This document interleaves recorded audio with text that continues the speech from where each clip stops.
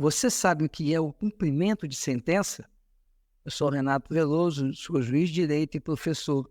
E neste canal eu ajudo estudantes e profissionais de direito a compreenderem melhor a teoria e aliá-la com a prática jurídica. Isso de uma forma descomplicada. E eu já te convido a se inscrever no meu canal. E lembre-se, ative o sininho, porque sempre que lançarmos um vídeo novo, você receberá uma notificação. Na Pílula Jurídica de hoje, nós vamos conversar sobre os aspectos gerais do cumprimento de sentença. Essa Pílula Jurídica inaugura uma série onde vamos estudar o cumprimento de sentença com profundidade.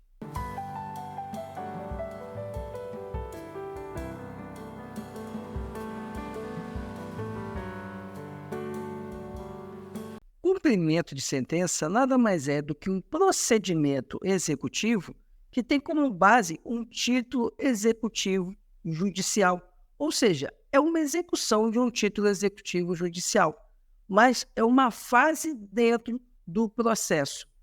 Isso porque, antes, no Código de Processo Civil de 73, o processo ele tinha o processo de conhecimento e o processo de execução. O processo de execução abarcava a execução de título extrajudicial e a execução de título judicial, ou seja, quando você tinha uma demanda, você entrava com o processo de conhecimento e quando você tinha uma sentença transitada em julgado, você tinha que pegar essa sentença e ajuizar numa execução, caso a parte não cumprisse voluntariamente o que foi determinado na sentença. Só que a partir da Lei 11.232 de 2005, houve uma alteração no antigo Código de Processo Civil. Essa alteração fez com que a execução do título judicial ela passasse a ser uma fase dentro do processo. Ou seja, a pessoa ingressa com a ação, trazendo uma demanda judicial, tem uma sentença, essa sentença transita em julgado, mas não é necessário mais um novo processo de execução. Em si, é apenas uma fase dentro daquele processo. Tem a fase cognitiva, a fase de cognição, onde se apresenta a demanda e o Estado juiz decide o direito, surgindo o título executivo judicial com o trânsito em julgado da sentença. E, em seguida, inicia-se a fase de cumprimento de sentença, criando o chamado processo sincrético, ou seja, um único processo traz toda a interação da parte com o Estado juiz, desde o pedido inicial até a satisfação daquele pedido inicial, que se dá na fase de cumprimento de sentença. Então, resumidamente, isso é o cumprimento de sentença, uma fase dentro de um processo em que se busca a satisfação de uma decisão judicial transitada em julgado e que não foi cumprida pela parte derrotada. O cumprimento de sentença está regulado no nosso Código de Processo Civil dos artigos 513 até o artigo 538. E ali nós temos como vai funcionar esse procedimento dentro do processo principal, sendo uma fase dentro do processo principal. E é importante nós lembrarmos que as normas que estão definidas do artigo 513 ao 538, elas têm como normas suplementares, como normas subsidiárias, as normas que regulam a execução de título extrajudicial para pagamento de quantia certa. Obviamente, essas normas subsidiárias só vão se aplicar nos cumprimentos de sentença que tratarem também de pagamento de quantia certa. Outra observação que eu queria destacar é o artigo 536 do nosso Código de Processo Civil, que traz para a gente a questão do cumprimento de obrigação específica. No cumprimento de obrigação específica, o cumprimento de sentença ele vai buscar a satisfação daquela obrigação.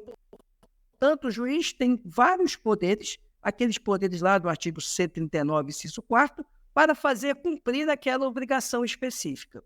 E quando a gente fala em obrigação de pagar quantia certa, o cumprimento de sentença está regulado pelos dispositivos que vão do artigo 523 ao artigo 527.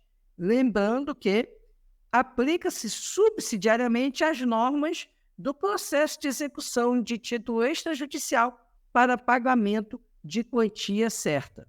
Essa questão do processo sincrético, ou seja, do cumprimento de sentença, ser uma fase do processo onde se forma o título executivo judicial, ela não se aplica a todos os títulos executivos judiciais. Isso só se aplica aos títulos executivos judiciais previstos do artigo 515, incisos 1º ao inciso 5º. Já os títulos judiciais que estão do inciso 6º ao inciso 9º, eles precisam de um processo autônomo para que seja buscado o cumprimento daquilo que foi determinado na sentença. Quanto à denominação de cada um desses títulos, nós vamos ter uma pílula jurídica onde vamos tratar exatamente dos títulos executivos judiciais. O que eu quero apenas deixar marcado é isso, é que não são todos os títulos executivos judiciais que vão viabilizar o cumprimento de sentença como uma fase do processo onde foi prolatado o título executivo judicial. Alguns títulos judiciais, principalmente aqueles que são formados fora do processo civil, como, por exemplo, a sentença penal condenatória, eles vão depender de um processo de execução mesmo, o cumprimento de sentença daquele título executivo lá formado na sentença penal condenatória, que, por exemplo, condenou a parte, o réu, a pagar determinada indenização, reparação de dano, etc. Isso é possível na sentença penal condenatória. A execução desse título vai ter que se dar por um processo autônomo. Mas quando nós tratarmos dos títulos executivos e das espécies de títulos executivos, nós vamos aprofundar essa questão. Agora, em termos de aspectos gerais, eu queria também trazer para vocês como que o devedor, como que o demandado é chamado dentro do cumprimento de sentença. Isso está regulado no artigo 513, parágrafos 2º e 3º do Código de Processo Civil. Vamos dar uma olhada nesses parágrafos, no parágrafo 2º e 3º do artigo 513. O parágrafo 2º do artigo 513, ele diz o seguinte: o devedor será intimado para cumprir a sentença, inciso 1º, pelo Diário da Justiça na pessoa de seu advogado constituído nos autos. Inciso 2º, por carta com aviso de recebimento, quando representado pela Defensoria Pública ou quando não tiver procurador constituído nos autos, ressalvada a hipótese do inciso 4º. Inciso 3º, por meio eletrônico, quando no caso do parágrafo 1º do artigo 246, não se tiver procurador constituído nos autos. Inciso 4º, por edital, quando citado na forma do artigo 256, tiver sido revel na fase de conhecimento. Parágrafo 3º. Na hipótese do parágrafo 2º, incisos 2 e 3, considera-se realizada a intimação quando o devedor houver mudado de endereço sem prévia comunicação ao juízo, observado o disposto no parágrafo único do artigo 274. Então, nós vemos que, pelo artigo 513, parágrafo 2º, quando o devedor ele não cumpre a determinação da sentença transitada em julgado ou da decisão que transitou em julgado, ele é chamado a cumprir através de intimações. Então, ele vai ser intimado, em regra, pelo seu advogado. Se ele não tiver advogado nos autos, ele vai ser intimado por carta com AR. Se ele for uma pessoa jurídica que tem cadastro no sistema eletrônico, essa pessoa jurídica não tendo advogado vai ser intimada pelo sistema eletrônico. E, por fim, se ele foi citado por edital e ele permaneceu revel, ele vai ser intimado por edital a cumprir a sentença. E é interessante que ele faz a remissão aqui à questão do parágrafo único do artigo 274. Vamos ver esse parágrafo único. Artigo 274, parágrafo único. Presume-se válidas as intimações dirigidas ao endereço constante dos autos, ainda que não recebidas pessoalmente pelo interessado, se a modificação temporária ou definitiva não tiver sido devidamente comunicada ao juízo, fluindo os prazos a partir da juntada aos autos do comprovante de entrega da correspondência no primitivo endereço. Ou seja, no caso da intimação do devedor por carta com AR, entregue a carta com AR no endereço que consta nos autos, ainda que não recebida pelo próprio devedor, essa intimação é considerada válida. E se ela foi dirigida ao endereço dos autos mas ela não foi recebida porque o indivíduo, por exemplo, mudou de endereço, essa intimação será considerada válida, porque é ônus da parte manter atualizados os seus dados no processo. Então, se ela não cumpriu esse dever, ela também não pode se beneficiar pela sua incúria.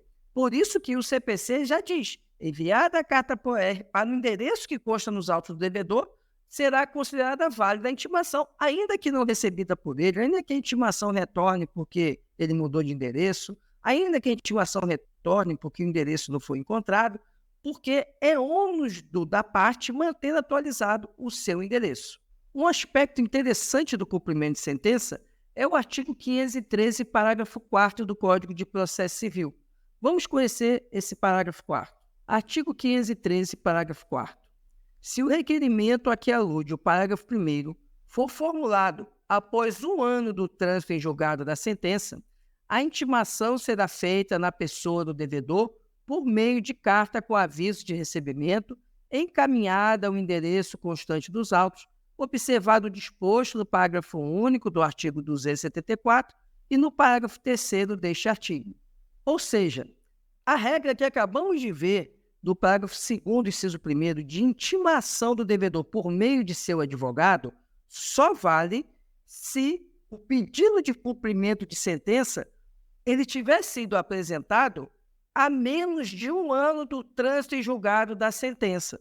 Se esse pedido for formulado 1 ano depois do trânsito em julgado, a consequência será que não vai ser feita a intimação por meio do advogado. A intimação deverá ser feita através de carta com AR para o endereço do devedor que consta nos autos. Então, uma observação importante é o decurso do prazo de 1 ano do trânsito em julgado da decisão que está sendo cumprida, ela implica que a intimação não pode mais ser feita na pessoa do advogado do devedor. Essa intimação deverá ser feita por carta com aviso de recebimento dirigido ao endereço do devedor. E aí vale a regra que a gente acabou de conversar. Considera-se válida a intimação se dirigida a esse endereço, ainda que não recebida pelo próprio devedor, e ainda que não recebida porque o devedor mudou de endereço ou porque o endereço não foi encontrado. Sendo o endereço dos autos, é considerada válida a intimação. A intimação do cumprimento de sentença, ela outorga o prazo de 15 dias para que o devedor cumpra a obrigação. Esse prazo de 15 dias, ele deve ser contado em dobro em 2 situações, conforme entendimento do STJ. A primeira situação se refere a quando o devedor ele é assistido pela Defensoria Pública. A gente viu que lá no parágrafo 2º, inciso 2º, a intimação de quem foi assistido pela Defensoria Pública para cumprimento de sentença deve ser por carta com AR. E o STJ definiu que esse prazo de 15 dias não pode ser considerado 15 dias, e sim considerado 30, ou seja, o prazo em dobro, porque o réu, o devedor, ele é assistido pela Defensoria Pública. Vamos ver aqui um julgado do STJ que acompanha, que ilustra esse entendimento. Essa decisão foi proferida no recurso especial 1261856. E o STJ disse o seguinte, a parte que interessa da ementa.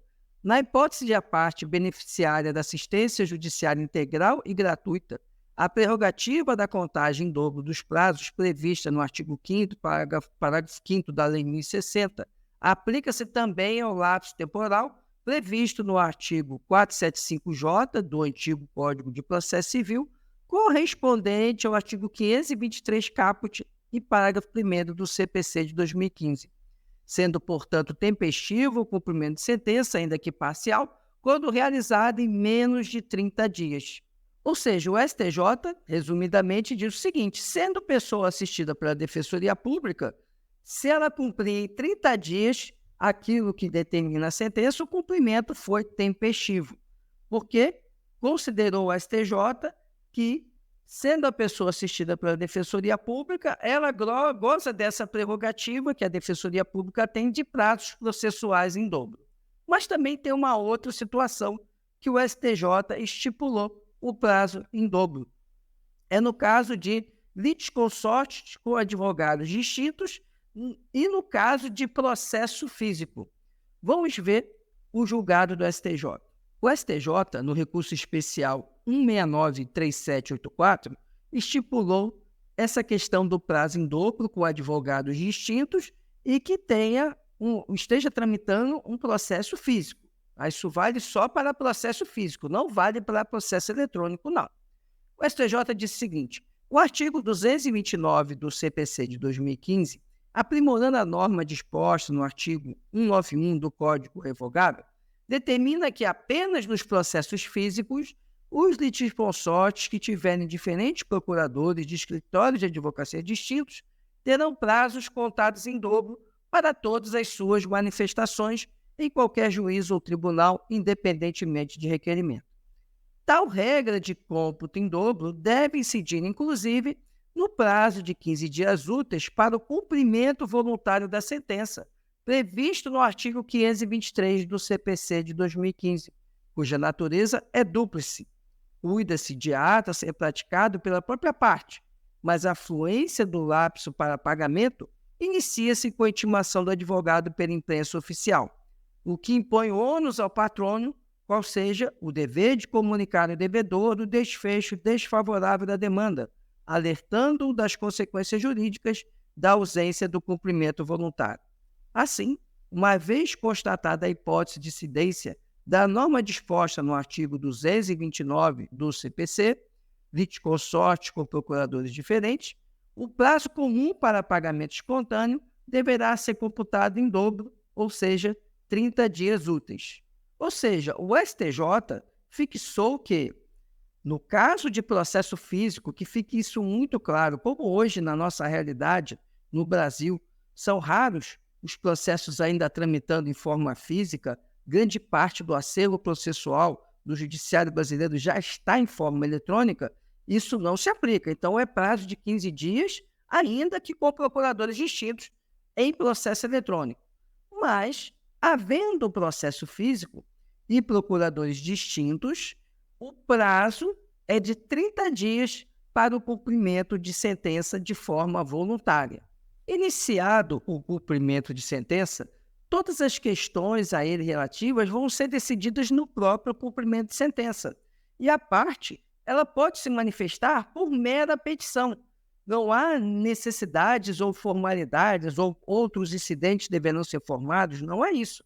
Basta a mera petição, seja para o devedor impugnar o próprio cumprimento ou alegar algum vício no cálculo apresentado pelo exequente, seja para o próprio exequente se manifestar, pedir reconhecimento de fraude à execução, tudo isso vai se dar dentro do próprio cumprimento de sentença. Uma questão importante é que essa regra que a gente acabou de ver da intimação, ela funciona ou ela é válida para o cumprimento de sentença que visa o pagamento de quantia certa.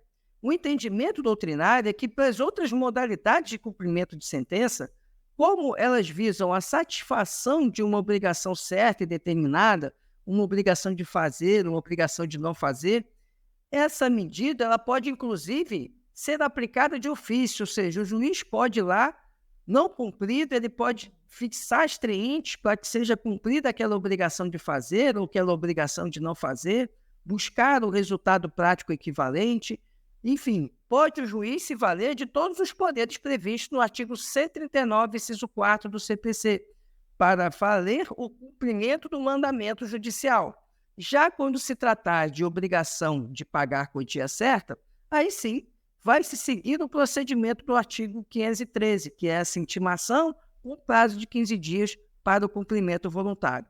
Esse era o conteúdo que tínhamos para a nossa pílula jurídica. Se você ficou com alguma dúvida, deixe sua pergunta nos comentários que nós vamos responder. E se você tem alguma sugestão de tema para a pílula jurídica, deixe também nos comentários que nós vamos organizar para você. Inclusive, essa série sobre cumprimento de sentença é fruto de pedidos que foram feitos nos comentários em várias pílulas jurídicas anteriores e agora nós estamos atendendo a esse pedido. E agora eu peço que você ajude a divulgar o nosso trabalho. Curta, comente e compartilhe para que mais pessoas tenham acesso a esse conteúdo de estudo jurídico. Muito obrigado por sua atenção e até a próxima.